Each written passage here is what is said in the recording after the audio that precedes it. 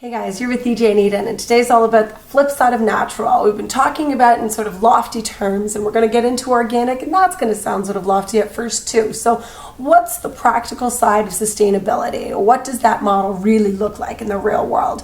Often when we talk about these things, it's like we're talking to a group of people that already have the luxury, they already have the privilege to be able to make decisions in their lives about integrating natural, organic, fair trade. What about the group of people out there who don't have that ability? People who are in circumstances where their most immediate need is what is at the forefront of their mind, and they can't see too much beyond that because it's really all consuming for them. Their most immediate need is what they're just trying to take care of. I think that we can do both. I think that natural addresses both, and here's one of the ways that it does. All right, the food that we eat. Now, I don't know if you guys saw Food Inc. I know most people have seen it at this point, and there's a moment in this movie where a woman picks up a head of lettuce and she's talking about, how much more expensive a head of lettuce is than a burger at, whatever fast food place. I'm pretty sure it was McDonald's.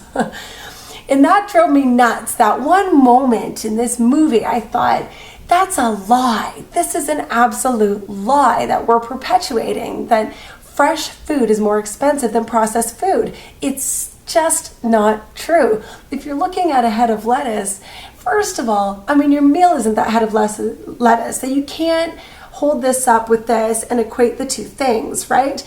A head of lettuce is going to be broken up into various things, and if you cost it out that way as lasting for 6 to 8 meals, then the cost analysis becomes really different, okay? If you go into the fresh food section of your grocery store and fill up your grocery cart more on that than on anything else in any other section, I guarantee you your shopping bill will come down. And we've done this in our lives, so I'm not saying this to try and preach to anybody. We've done this as well. When we fill up our grocery cart, when we go to the grocery store and we're in the produce section and we're filling our cart up with that first so that you can't fit too much else in there. And we can't buy too much processed food. Even if we wanted to, we couldn't. Those grocery bills are the lowest grocery bills that we have when we're eating fresh. And there are various issues that go along with that. People will say, yeah, but it spoils. Well, do you know what? Fresh food is going to spoil faster than processed food. Absolutely. Just by nature. It's not packed full of preservatives. But you can buy containers, and relatively inexpensive ones, and if you can't afford to buy them at whatever store new, then look on Kijiji, look on these resources where people are getting rid of things that are brand new or practically brand new that you can clean and disinfect and use for yourself, okay? Keep the cost low, but you can take this food and store it in a way that it's going to last longer. It's going to last until your next grocery trip. It's going to last past that. There is a way to preserve your food, okay? But one of the big ways that you can save yourself a lot of money is by buying fresh. Now, the other challenge with buying fresh is like, okay, well, what do I do with this food once I have it? You definitely need to get yourself armed with at least 5, 6, 7 good recipes. And there's so many internet resources right now. If you have access to this video, you have access to the internet, and you can look up recipes and find a few that you know your family will enjoy. I'm going to start posting a lot of those. I've got a really great video about pizza. So super simple, honestly, way cheaper than going out and getting delivery pizza. It is so easy. It takes a little bit of time, but it's not difficult. It's not really intense. It's just a little bit of time and energy, and you are feeding your family with really healthy, good stuff that costs less, okay? So that's a huge thing that you can do to integrate natural into your life. The other thing that you can do, and farmers have been preaching this for how long? Ask any farmer you know and they'll tell you, grow your own food. There is no cheaper way to feed your family and no healthier way to feed your own family than to grow your own food. If you're in the city, you don't have a lot of space, that's okay. You don't need a lot of space to garden. I'm going to show you our garden as the season progresses. We have a plot that's 4 feet by 10 feet. It's tiny, and you wouldn't believe the food that comes out of that garden that we're able to feed our family with.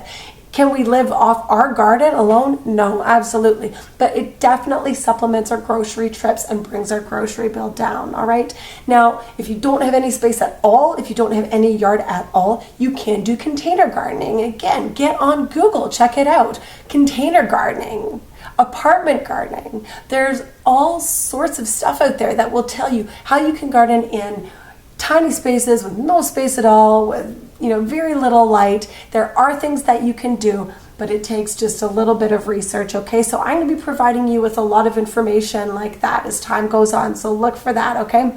Now, if you do have a lot of land, fantastic, good on you. I hope that you're using it, and I hope that you're allowing other people to use it as well. If you're the kind of person who would like to encourage others to live naturally and you have a plot of land, then let people garden a little space of it, share your food, and a lot of people do this already. A lot of farmers do this already, but there are also great co-ops, and this is going on in larger city centers. There are community gardens that are being developed, which is so exciting. You can go and garden on a plot of land. You don't have to have land. Go and garden somewhere else and reap the benefits of that community gardens. Fantastic idea. There are also co-ops, and I'm going to post a really cool link for you below. This is a co-op called The Store, and they're in Toronto, and they do a lot of really neat stuff, but part of their co-op is run with food that they've grown. So there are definitely ways where you can be eating fresh, healthy foods, not paying a lot of money, and maintaining a really good natural and healthy lifestyle and living sustainably. So there are a couple of quick things that you can do. That's the practical side of natural, and there's so much more in that arena to talk about. If you have any ideas, please post them below. Don't forget to hit subscribe on your way out and come visit me in all the various places that I am. We'll talk to you again really soon.